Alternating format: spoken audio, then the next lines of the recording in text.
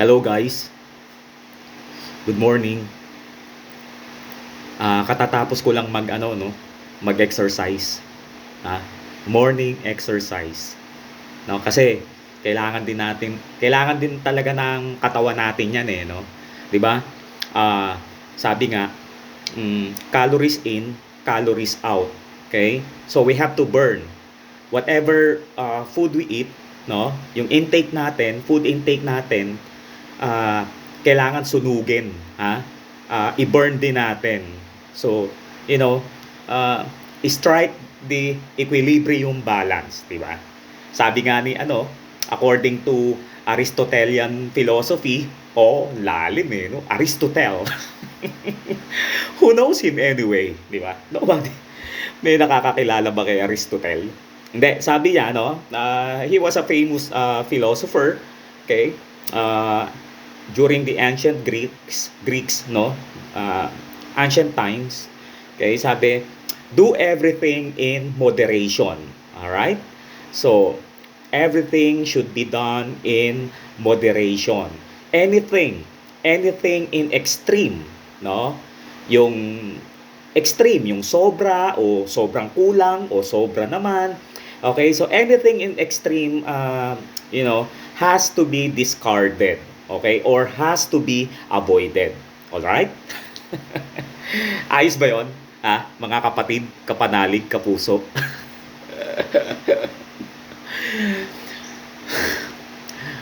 Support nyo naman yung ko ha.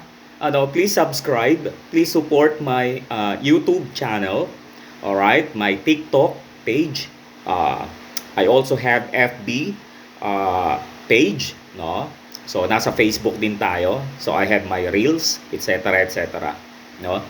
Sana naman mag-viral. No? Di ba? Hindi naman masamang mangarap. No? So, to dream, sabi nga nila, is free. So, dream big. Lakihan mo na yung pangarap mo. Libre naman daw eh. Di ba? You have nothing to lose. But of course, I think, we have to work for it also. Sabi nga nila, nasa Diyos ang awa, nasa tao ang gawa. Alright! Siyempre, katatapos lang natin mag-exercise. Mag-shooting, no? Sa court, basketball, then, konting stretching, calisthenics, mga warm up, alright? So, it's time for what? Guess what? It's time for Diwata. Diwata, seek and joy. Diwata, seek and joy. Kaya lang ito yata naging seek and sad. Ang liit. Hindi, nabili ko lang yan dyan sa mga karinderya, no? Sa kanto. Alam mo naman tayo, geologs, no? Geologs, Jeprox, Cowboy. Okay, simpleng buhay lang ako, guys. Okay, wala akong luho. Simpleng buhay lang. Ganyan, no? Ano lang, makakain ka lang ng gusto mo araw-araw, no? Makatulog ka ng mahimbing. All right? Free from worries, no? Maka-relax ka, makapanood ka ng favorite movies, okay? Of course, don't forget to pray, 'di ba? So kailangan talaga nating magdasal. We have to read the Bible also, no? Despite our sinfulness, right? So all of us have sinned and fell short in the glory of God, no? So wala namang perpekto, lahat tayo ay nagkasala sa ating Panginoong Hesukristo, sa ating Panginoong Diyos. All right? Okay? So ito ang seek and joy. Ang hirap talaga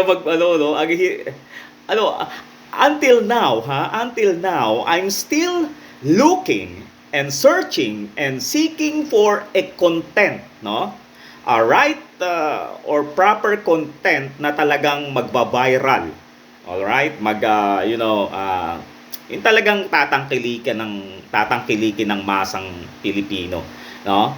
So kaya pupunta na ako doon kay Diwata. Kasi na-observe ko halos lahat ng mga sikat na vloggers, no, influencers, ay na doon nagdadagsaan kay Diwata, no? Ini-interview siya. Alright, talagang and of course, so uh, ang epekto nun, tataas yung views, no, nila. Talagang sabi naman ni Diwata, libre naman. Okay, walang problema. Sige, welcome everybody, no? Lahat ng vloggers, influencers. So, hindi siya nagpapabayad, no? So, okay lang. So, ang epekto nun, talagang malaking tulong. Both, no? Win-win.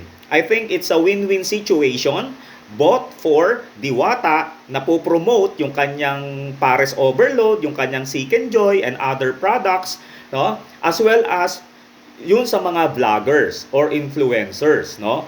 So, syempre, alam naman natin na the more views, no, sa YouTube, sa TikTok, or sa FB, di ba? So, the more, alam nyo na yon, no? So, the more money or the more income, di ba? Oh. Seek and Joy. May rito maanghang na suka. Ay, suka na ketchup.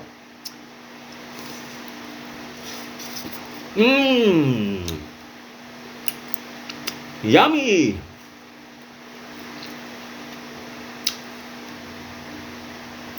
Guys, imagine na lang natin to na Seek and Joy ni Diwata, no?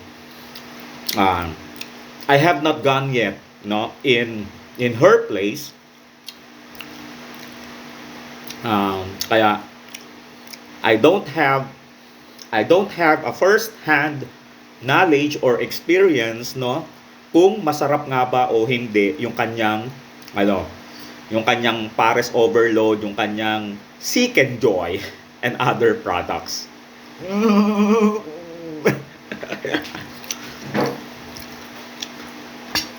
Guys, supportahan nyo naman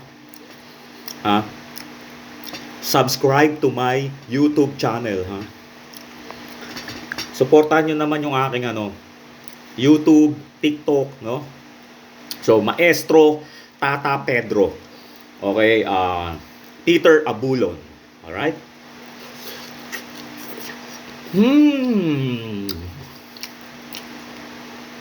Yummy.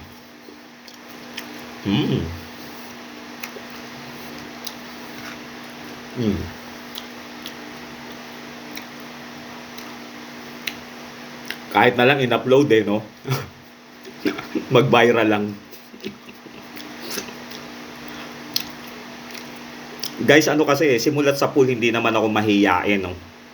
May kakapalan ng mukha ko. So, anyway, I'm not doing anything wrong naman, I think, no? I'm just,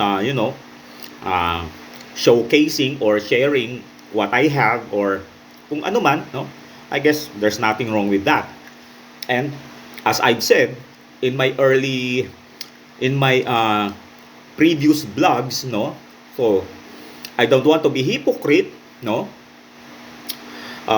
Sino ba naman ang ayaw kumita ng pera rin, di ba? So, all of us want to earn money also, di ba?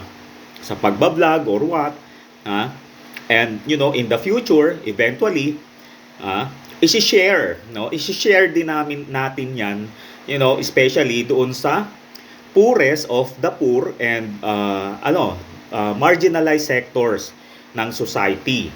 All right? Kasi sabi nga sa economics, no? I'm also a professor, I'm a teacher. Yun ang trabaho ko po. Okay? So sabi nga sa economics is sana naman, no? Magkaroon ng equal distribution of wealth, no? At least if we have the platform or meron tayong means or channel, no? We're just instruments, no, ni God, na gagamitin tayo, no, to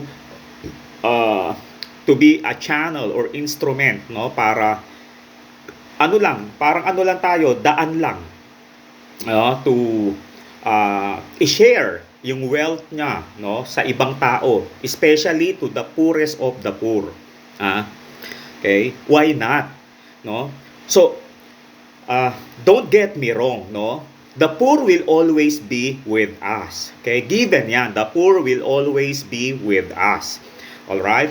Kaya lang, syempre, Okay? If we have so much already in life, no, na hindi naman natin madadala kapag tayo ay pumanaw, no? Kapag tayo nawala na rito sa mundo, okay? So ang legacy siguro natin na pwedeng iwan is to share, no? Whatever blessings we have, no, receive to others kasi sobra-sobra na naman 'yan, di ba? Sobra-sobra na 'yan, hindi mo na mauubos. Kung sobrang dami, milyon-milyon na talaga. All right? So, ah, hindi kasi ano eh, bakit siya mahirap? Bakit siya ganito? Dukha. Bakit hindi umaangat ang buhay, no? Ganto. Pero ano, ang sipag naman, 'di ba? We see a lot of people na sobrang sipag talaga, matanda, lahat, dalaga, binata, or what, bata, alright? So, sobrang sipag nila. Okay, pero yun at yun pa rin, no? Sabi nga nila is hand-to-mouth existence. Alright? Pero hindi natin masasabi na lazy or wala silang ginagawa. Ang sipag nila. Nagbabasura, nag-i-street vendor, nagkakariton, ah, nagko-construction, etc., etc., or kung ano pa man na mahirap na trabaho, mahirap na work, pero masipag sila. Unfortunately, yun nga eh, 'di ba? Hanggang dun na lang yung pasahod, pasweldo, ganito, ganyan. So, that's where yung mga philanthropists o yung mga nakakagaan na sa buhay na merong gininto ang puso, no? So, doon sila papasok, for somehow equalize yung wealth. Matulungan sila, ganito, ganyan, ganyan, makapagnegosyo, umangat sa buhay, and then they're going to pay it forward, no? So iaano rin nila kapag umangat na sila galing sa hirap, no? Naging stable na, naging maalwan na yung kanilang pamumuhay, no? So that's the time na they're going to help, no? Others also na naghihikahos o naghihirap sa buhay. Okay? So I think ganun po dapat, no? Ganun po dapat ang ating prinsipyo or filosofiya sa ating sarili. All right? O eto ang saging. Saging tuyo na. Tuyo na yung balat sa sobrang init. Okay? Pero yan yan. Pero balat lang yan, guys, ha. Guys, balat lang yan, ha. Pero yung loob, nakita nyo, ang gano, latundan, ha. Rich in potassium. Oh.